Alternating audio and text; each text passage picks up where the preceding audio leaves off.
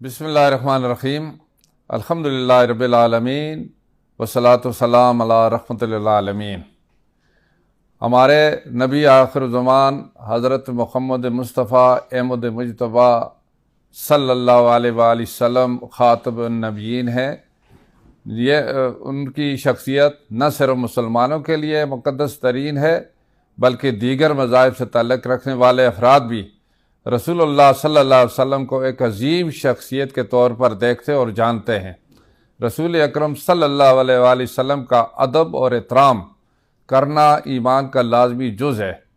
خاتم النبیین حضرت محمد رسول اللہ صلی اللہ علیہ وسلم کی شان میں کسی بھی صورت میں گستاخی یا بے حرمتی نہ صرف اسلام بلکہ تعزیرات پاکستان سیکشن 295C کے تحت سنگین ترین جرم ہے، جس کی سزا صرف اور صرف سزائے موت ہو سکتی ہے۔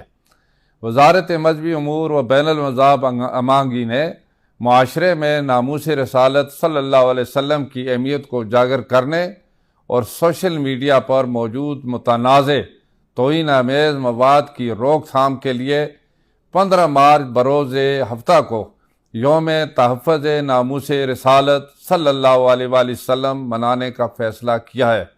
اس ضمن میں تمام صوبوں بشمول گلگت بلتستان اور آزاد جموں کشمیر کو ہدایت جاری کی گئی ہے کہ وہ اس ضمن میں عوامی آگاہی کا آغاز کریں۔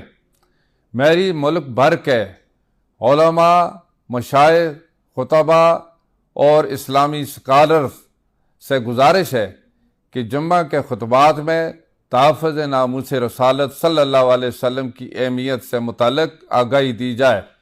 میں عوام الناس خصوصاً نوجوان نسل سے اپیل کرتا ہوں کہ سوشل میڈیا کا استعمال کرتے ہوئے کسی قسم کی گستاخانہ مواد کو پوسٹ کرنے یا شیئر کرنے سے گریز کریں۔ نیز ایسے کسی بھی متنازع مواد کی شکایات وزارت مذہبی امور کے آن لائن پورٹل پر کریں۔ شکریہ۔